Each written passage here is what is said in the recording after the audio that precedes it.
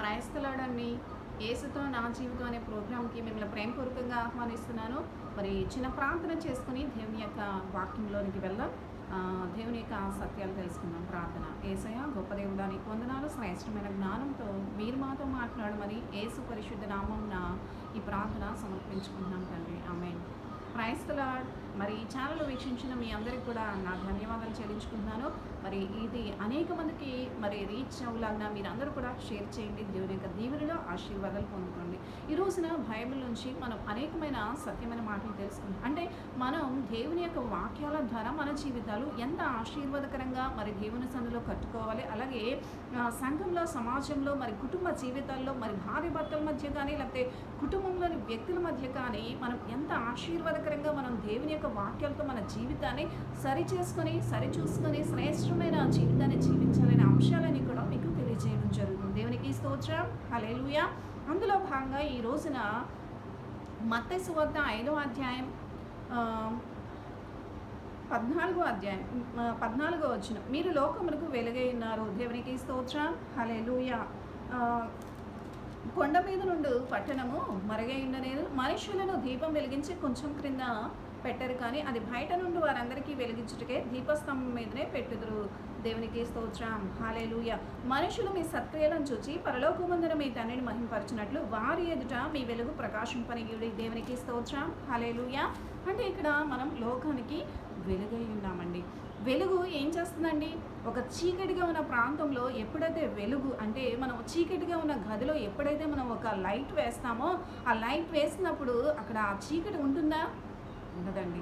అలాగే ఎప్పుడైతే ఆ చీకటి లైట్ వేసిన వెంటనే తొలగిపోతుందో, మన పాపం అనే జీవితాలు, అంటే ఈ రోజున ఎంతో భయంకరమైన జీవితాలు జీవిస్తున్న వ్యక్తుల్లో అయినా సరే దేవుని వెలుగు ఎప్పుడైతే వారి జీవితాల్లో వస్తుందో వారు చేసిన ఆ పాపపు క్రియలు, అంటే ఆ చీకటి పాపపు జీవితం అంతా కూడా పోయి శ్రేష్టమైన దేవుని వెలుగు వారి మీద ప్రకాశించినప్పుడు లెమ్ము తేజరిల్లము నీకు వెలుగు వచ్చి ఉన్నదని దేవుని యొక్క వాక్య ప్రకారం, అంటే లేఖనాలు కూడా మనకి ఎంత ఆశీర్వాదకరమైన మాటలు తెలియజేస్తున్నాయండి. దేవునికి స్తోత్రం. హల్లెలూయా.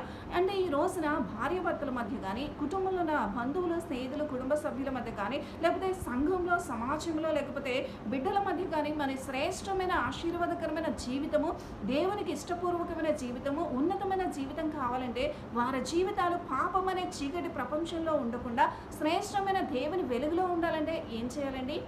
దేవుని వెలుగు అనేది మన మీద ప్రకాశించాలి. అంటే ఈ లోకమునకు దేవుడు వెలుగే ఉన్నారు. ఆ వెలుగిన దేవుని మనం ఎప్పుడైతే కలిగి ఉంటామో మనము కూడా ఈ లోకానికి ఏమై ఉంటారు?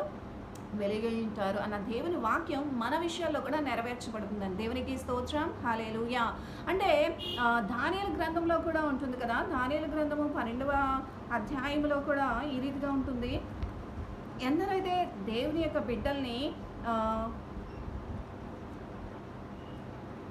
దేవుని వైపు త్రిప్పుతారో వారందరూ కూడా ఆకాశం మందు జ్యోతులను పోలిన వారై ఉంటారని దేవుని వాక్యం, మరి లేఖనాలు ఈ రీతిగా సెలవిస్తున్నాయి. దేవునికి స్తోత్రం. హల్లెలూయా.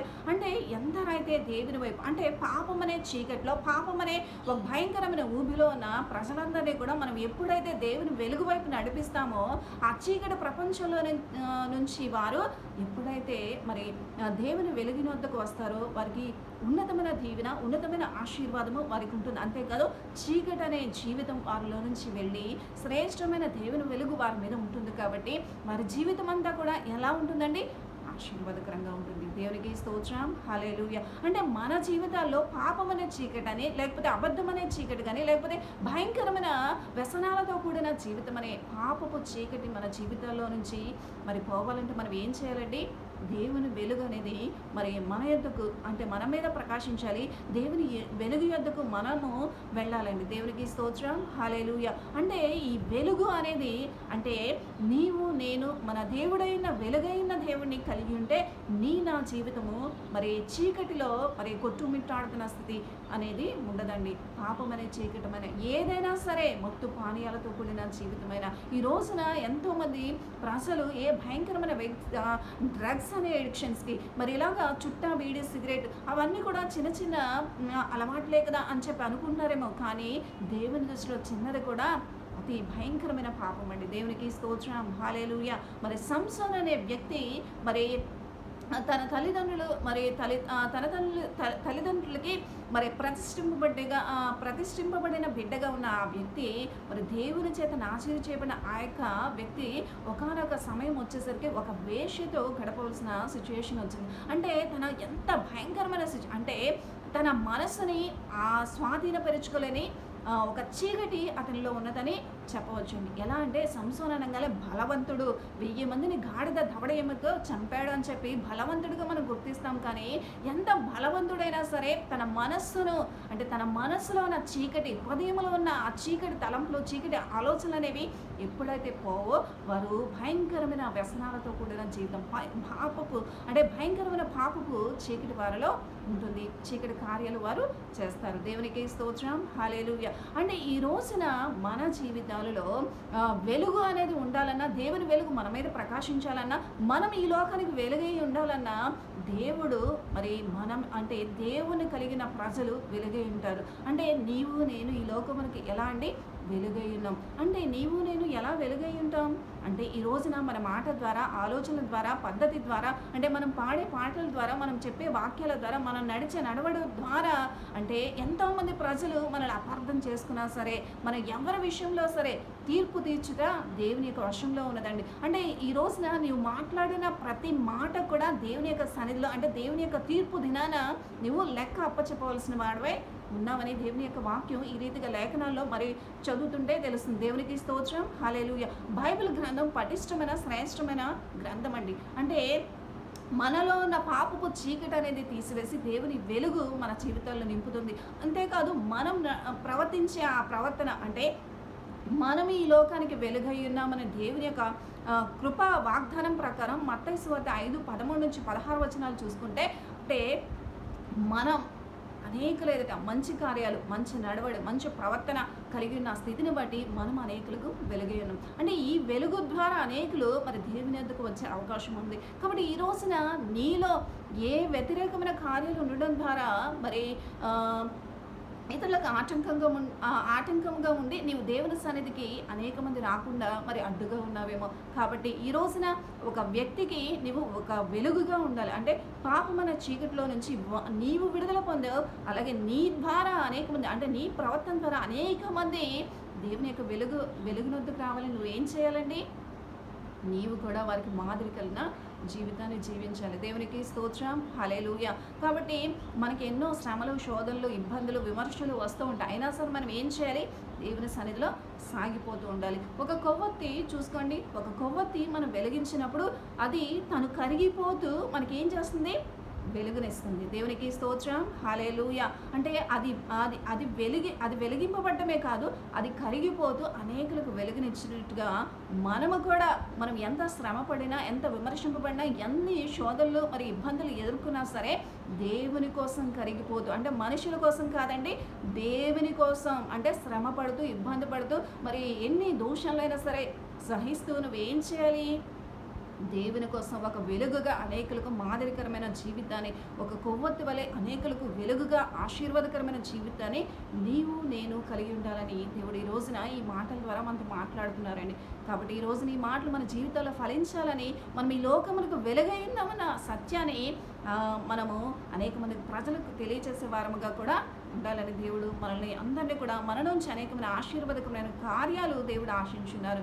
దేవునికి స్తోత్రం, హల్లెలూయా. కాబట్టి ఈ రోజున ఏ చీకటిలో నీవు ఉన్నావో నాకు తెలియదు, కానీ దేవుడు ఆ చీకటి అనే ప్రపంచంలో నుంచి దేవుడు నీ మీద ప్రకాశించాలనుకుంటున్నాడు. నీవే మరి ఒక వెలుగుగా మారాలనుకుంటున్నాడు.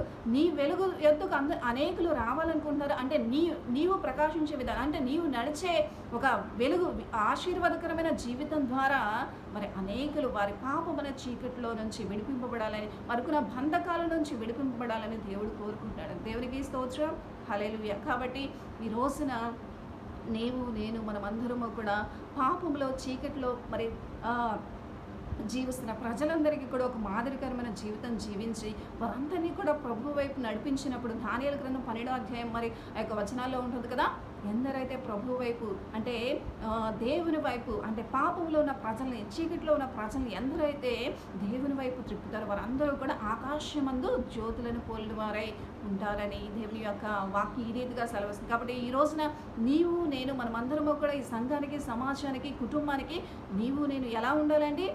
వెలుగుగా ఉండాలి. కాబట్టి ఈ వెలుగు మన జీవితంలో ప్రకాశించాలంటే మనం అనేకులకు ఆశీర్వాదకరంగా ఉండాలి. ప్రజల కోసం కరిగిపోవడం కాదు, కానీ దేవుని కోసం కరిగిపోయే కొవ్వొత్తిలాగా నీవు నేను శ్రమపడుతూ, హింసపడుతూ, విమర్శింపబడుతూ, అనేకమైన మాటలను సహిస్తూ కూడా దేవుని యొక్క పరిచర్యలో, దేవుని యొక్క పనుల కోసం, దేవుని నిమిత్తమే నీవు ఆశీర్వాదకరమైన నీ జీవితాన్ని శ్రమల పాలవుతున్నా సరే భరిస్తూ దేవుని యొక్క ఆ ఔన్నత్యమైన ప్రేమను కలిగిన ఒక ఉన్నతమైన జీవితాన్ని జీవిస్తూ అనేకులకు మాదిరిగా ఉండు. నీవు ఒక వెలుగుగా ఉండి అనేకుల్ని దేవుని ఎందుకు ఆకర్షించే బిడ్డగా ఉండాలని దేవుడు నిన్ను నన్ను ప్రతి ఒక్కరిని కూడా ఎన్నుకున్నాడు, కోరుకున్నాడు. కాబట్టి అట్టి జీవితాన్ని నీవు నేను మనమందరం కూడా జీవిద్దామా? ప్రార్థన. యేసయ్యా, గొప్ప దేవుడా, నీకు వందనాలు. శ్రేష్టమైన జ్ఞానంతో మీరు మాట్లాడారు ప్రభా. మేము ఈ లోకానికి వెలుగై ఉన్నాం ప్రభా. నిజమే నాయన, వెలుగు అయ్యా. ఎవరైతే చీకటిలో ఉంటారో వారు చీకటి జీవితాన్ని జీవిస్తున్నారో వారు దేవుని ఎదుకు రాలేరు. కాబట్టి నాయన, వెలుగు ఎప్పుడైతే మా మీద ప్రకాశం పడుతుందో ఆ వెలుగు ద్వారా మేము దేవుని యొక్క కార్యాలను, దేవుని యొక్క ఆశీర్వాదకరమైన జీవితాన్ని మేము చూడగలం. కాబట్టి మా ప్రజల్లో ఉన్న ఈ చీకటి అనే పాపము నాయన ఏ ప్రజల్లో ఉన్నా సరే, ఏ బిడ్డల్లో ఉన్నా సరే ఆ చీకటిని తొలగించమని మీ దివ్యమైన వెలుగు బిడ్డల్లో ప్రకాశింపజేసి దేవుని సన్నిధిలో నాయన మీ సాక్షులుగా నిలబెట్టుకోమని యేసు పరిశుద్ధ నామమున ఈ ప్రార్థన సమర్పించుకుంటున్నాం తండ్రి. ఆమేన్. ప్రైజ్ ది లార్డ్ అండి. Praise the lord.